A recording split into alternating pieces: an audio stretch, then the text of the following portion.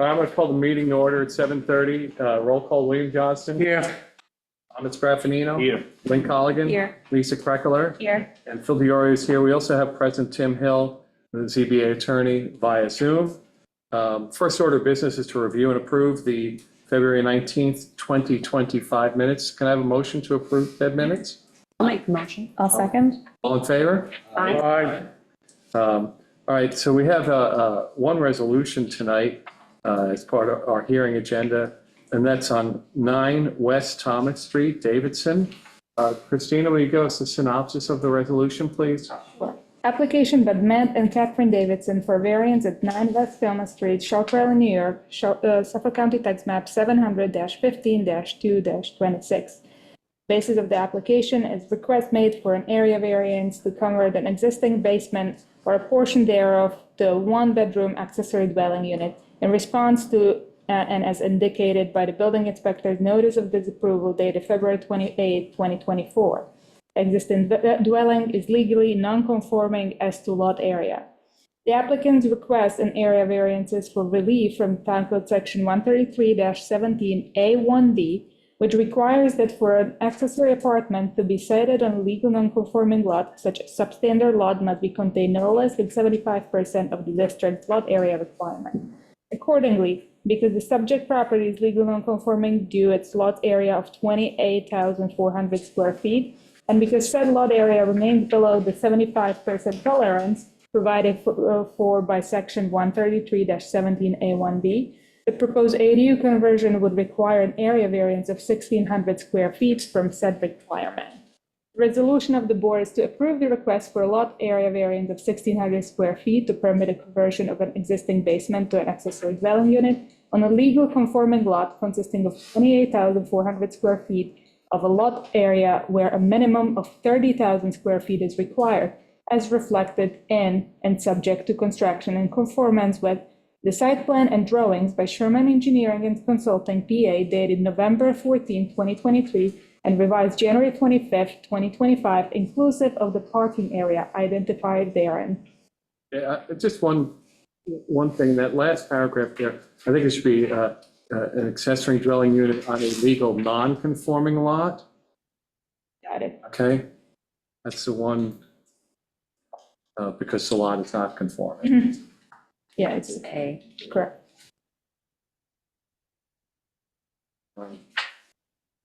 All right, can I have a motion to approve the amended resolution? I'll make a motion. I'll second. All in favor? I'm going to do a roll call vote. William Johnston? Yes. Thomas Graffinino? Yes. Lynn Colligan? Yes. Lisa Kreckler? Yes. And Phil Diorio votes yes.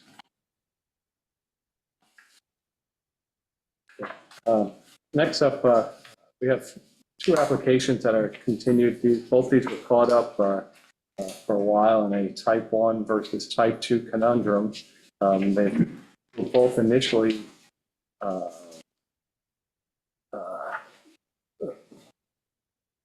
initially called type 1 actions. That's been revised. Now they're both called type 2 actions. But first up tonight is 15 Bayshore Drive, Ludeman.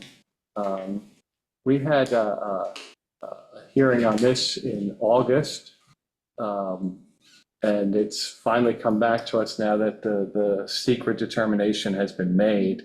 I don't know if there's any other new information that anybody here is going to give us. I don't see anyone on Zoom for the applicants. I don't see anyone here for the applicants. If there is anybody that wants to present anything for the applicants, I would just ask you to please raise your hand, either in Zoom land or here. No? Okay, so, I think we can close this and discuss this at our work session in March. I think we can close it. We just pull up. March 19 is the work session. So March 19th will be the work session. We'll leave it open till written correspondence until the 12th. Is there anyone here at all that wants to, whether or not they wanted to speak for the applicant, anybody who has any comment at all on this application? No? All right, can I have a motion to close? I'll make that motion. I'll second it. Okay, all in favor? Aye. Aye. All right, next up, we have 135 South Ferry Road, South Ferry Inc. Again, these folks came and presented back in August, got caught up in the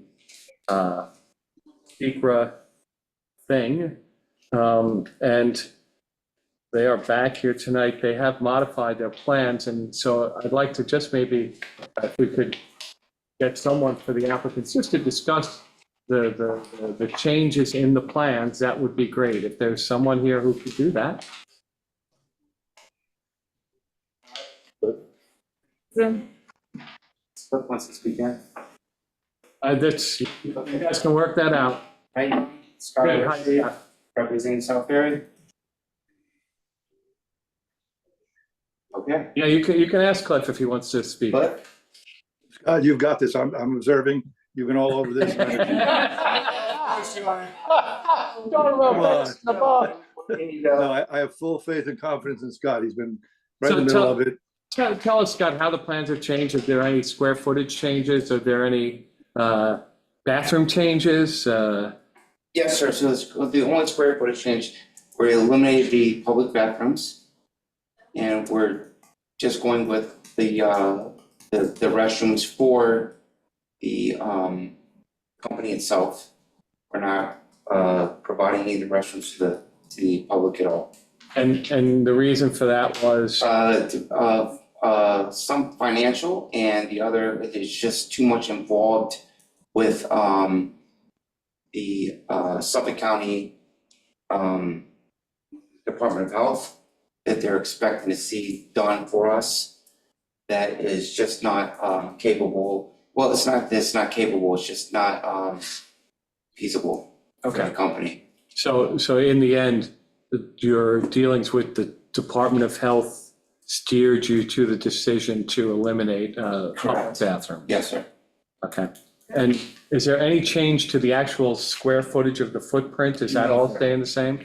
Everything is staying the same. But the layout inside has changed a little The bit, only just, layout that is changing inside is instead of a public restroom, we're gonna have a closet space. yeah, I could see that some of the dimensions on the rooms have changed some, but again, that's. It's very minimal. Those really have nothing to do with the intrusion into the setback. Correct. Does anybody have any questions for Scott or for Cliff or for, With the elimination of the public restrooms, how does that impact the plan for septic?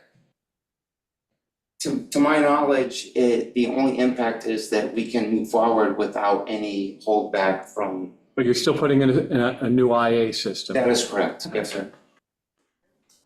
If I may step in, is the Board of Health was going to require a much Cliff, different septic do me a system. favor, just state your name for the record. Oh, I'm sorry. Cliff Clark. Thank And, you. Just to add to what Scott has said, the Board of Health was going to have higher requirements because of the volume that would have been created by a public restroom. We were trying to provide a public service, and it was almost totally driven by how much more challenging it was going to be to provide that size of an AI system. It's, it's so strange to me, like, how many people a day does the county think are gonna be running in to use that? Correct. No. Right, does anybody else have any questions here for Cliff or for Scott? I have a bunch written down here, but no. Don't mess with me, Tommy. And Cliff and Scott, is there anything else that the two of you would like to present? Again, like I said, we had a hearing on this in August. Yes. The only thing I'd like to present is that we're not building the Taj Mahal. We like to have a couple office spaces and a meeting room, Okay. and there's not much more to it. Okay. And when we built that building, it was 1988, 87, 88. And the number of staff was less than half of what it is now. And the office requirements were much less than half. It's just a matter of accommodating the fact that from 87, 88 to 2024, 25, we're just serving a bigger public and we have more staff. And they're just jammed up right now. Yeah, so there are a couple things that I would like to get from you folks if we do close the hearing tonight, before we have our work session in March. And the first is that if you look at the survey, in the denial letter, it's called out for a 25-foot variance is required because the building is 25 feet into the setback. The dimension is not shown on the survey, so I'd like to have an updated survey that just has that dimension on it. And also the other thing is I would like to have a square footage number of the increase in the bulk of the nonconformity. And again, these can both be submitted if we close the hearing by written correspondence by the March 12th, I think. by March 12th, if we close the hearing. If you close the hearing tonight, that will 100% be done Okay. without, Well, if not, then we would have to put the work session off. of course.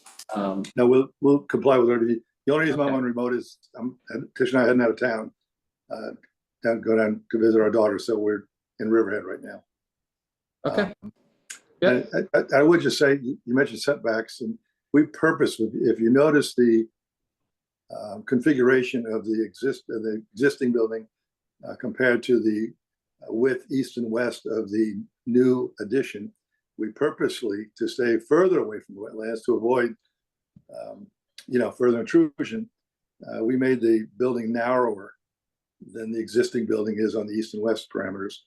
And we thought that would take care of any setback needs. And, we're going out of our way to really try to mitigate the impact of that building on the environment. And we did that back when we built in '87. We went way beyond DEC, town, other codes to reduce runoff and to make it friendly to the environment, because that's where that's where we clam and fish, and our children and grandchildren play in those waters. And so I'm not sure what you're looking for, Phil, as far as a setback variance. Where are we? No. So here, Cliff, here's the thing.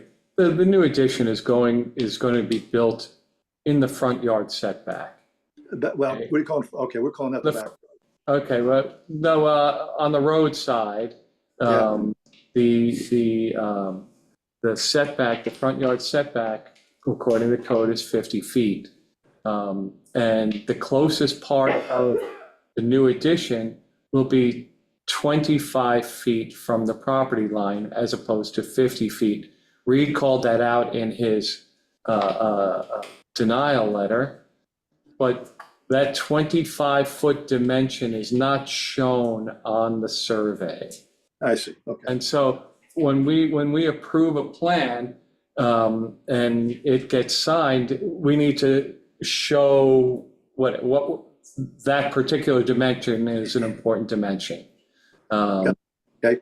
Okay. The other that I was asking for is this application requires one setback variance and then two special permits according to the denial letter. And the first is for an increase in the bulk of nonconformity. So you have a nonconforming building right now, and we're going to make it non-conforming by adding to the square footage that is in the setback. I would just like to have a number, which I think your architect can provide us with, that will show us Yes, the absolutely, actual square footage that is going to be the additional non-conforming area. Not the whole area, but that's easy for me to measure off of your drawings, but the actual part that is in the setback. So those are the two numbers that I would look for. The other special, We'll provide those. Yeah. yeah, and then The survey show it. okay, and then the other special permit that Reed called out is one for increasing an expansion of a non-conforming use. So that would be the third thing that's required from us to move this project forward. And that, I don't need anything from you all for that. There's no specific numbers on that. So does anyone have any questions here for the presenters? No. No? Does anyone in the audience have a comment or a concern? No? How about anyone in the Zoom land audience? No? All right. Can I get a motion to close this hearing? I'll make that motion. I'll second it. Okay, we'll have a, actually, we don't need a roll call vote. All in favor? Aye. All right. I think that's the end of our business for tonight. Can I have a motion to close the meeting? I'll make a motion. I'll second. All in favor? Aye. Aye. Thank you very much. We appreciate you sticking with us.